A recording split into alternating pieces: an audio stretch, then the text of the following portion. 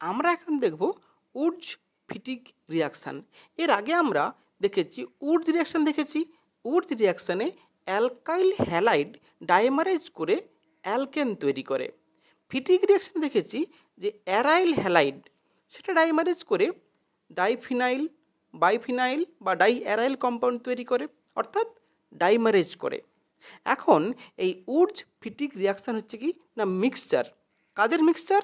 না এই যে অ্যালকাইল হ্যালাইড এবং অ্যারাইল হ্যালাইড দুটোকে মিশিয়ে সোডিয়ামের সাথে মিশিয়ে যদি ড্রাই ইথারে আমরা হিট করি তখনই কী পাই আমরা? না অ্যালকাইল বেনজিন পাই। অ্যালকাইল বেনজিন কীরকম? ধরো মিথাইল বেনজিন, ইথাইল বেনজিন, ধরো এই হচ্ছে বেনজিন, উপরে হচ্ছে ধরো CH3। তাহলে এইভাবে যে ethyl benzene, methyl benzene, propyl benzene, যে কোনো অ্যালকাইল বেনজিন বা অন্য কোনো অ্যারাইল গ্রুপ থাকলে তার মধ্যেও আমরা অ্যারাইল গ্রুপের সাথে সাথে অ্যালকাইল গ্রুপ অ্যাড করতে পারি। এর মেকানিজম সিম্পল, যে সোডিয়াম থেকে আমরা জানি, সোডিয়াম থেকে প্রথমে সোডিয়াম প্লাস প্লাস হচ্ছে ইলেকট্রন তৈরি করবে। এরপর এই ইলেকট্রন কি করবে? না অ্যারাইল হ্যালাইড থেকে অ্যারাইল রেডিক্যাল তৈরি করবে।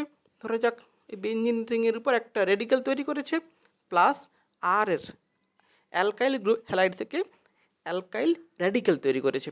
এবার এই দুটো রেডিক্যাল যখন জুড়ে যাবে তখনই কি হবে? না আমার নতুন যে বেনজিনের উপর এই আর গ্রুপ জুড়ে যাবে।